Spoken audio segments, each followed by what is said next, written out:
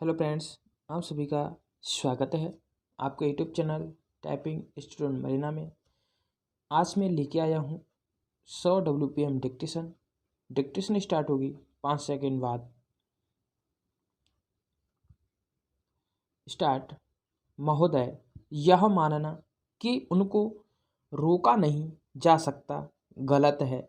इस महंगाई को रोकने के लिए कुछ विशेष कदम उठाने होंगे, कुछ विशेष काम करने होंगे। एक विशेष चीज़ जो इस बजट में आई है और जो घबराहट पैदा करने वाली है, यह है कि देश की पैदावार तो बढ़ रही है, देश का विकास तो हो रहा है, लेकिन इसके साथ ही साथ देश में बेकारी बढ़ रही है और ख़ास तौर पर पढ़े लिखे लोगों की बेकारी बढ़ रही है। लोगों का बेकार होना खतरनाक चीज़ है। हमारी स्वतंत्रता के बाद शायद यह पहला अवसर है जब हमारी स्वतंत्रता के ऊपर एक आघात हुआ है और हम जिस प्रकार अपनी स्वतंत्रता की प्राप्ति के समय अपना सर्वस्व बलिदान करने के लिए तैयार थे, उसी प्रकार इस समय भी हमें तैयार होना होगा।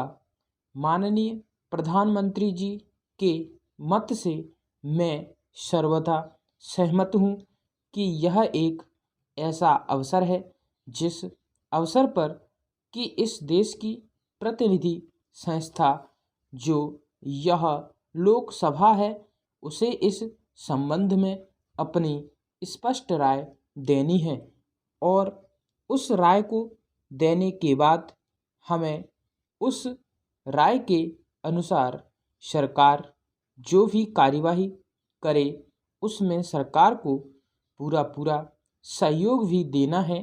प्रजातंत्र में प्रजा के पूर्ण सहयोग के बिना काम नहीं चल सकता, चाहे वह कोई काम हो, छोटा काम हो या बड़ा काम हो।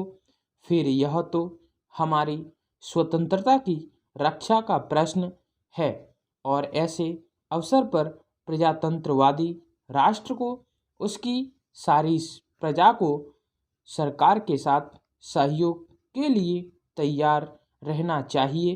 Para start. मैंने यह बात कई बार कही है और मैं फिर इसे दोहराना चाहता हूँ कि अनेक ऐसी बातें हैं जिनमें कि भिन्न भिन्न राजनीतिक दलों के होते हुए भी सब राजनीतिक दल मिलजुल कर काम कर सकते हैं। यह एक ठीक इसी प्रकार का अवसर है। मैं अपने प्रधानमंत्री जी की वैदेशिक नीति का बड़ा भारी समर्थक रहा हूँ और कल इस सदन में इस संबंध में जो बहस हुई उससे भी यह पूरा परिणाम निकाला जा सकता है कि जहाँ तक हमारी वैदेशिक नीति के सिद्धांतों का संबंध है, वहाँ तक इस सदन का कोई दल, इस सदन का कोई भी सदस्य उन सिद्धांतों के विरुद्ध नहीं है। कल मैंने बड़े ध्यान से अपने साम्यवादी दल के नेता का भाषण सुना। उन्होंने यह कहा कि मूल प्रश्न हमारी मूल नीति के समर्थन का है।